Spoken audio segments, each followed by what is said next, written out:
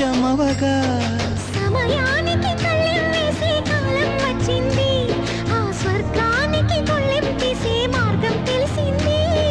కామునికే మైకం కమ్మే యాగం జరిగింది, గోపాలునికే పాఠం చెప్పే యోగం దక్కింది. ఆ పాల పుంతని మలవేసి వరించే ఈ పూల పుంతలో పులకింతలు పుట్టించే నీ రసికతకే వేస్తా నా ఓటు, నా అలసటతో వేస్తా ఓటు. చిన్నగా చిన్నగా చిన్నగా మది కన్నులు విప్పిన కన్నెగా నీ మగసిరికే వేస్తా నా ఓటు.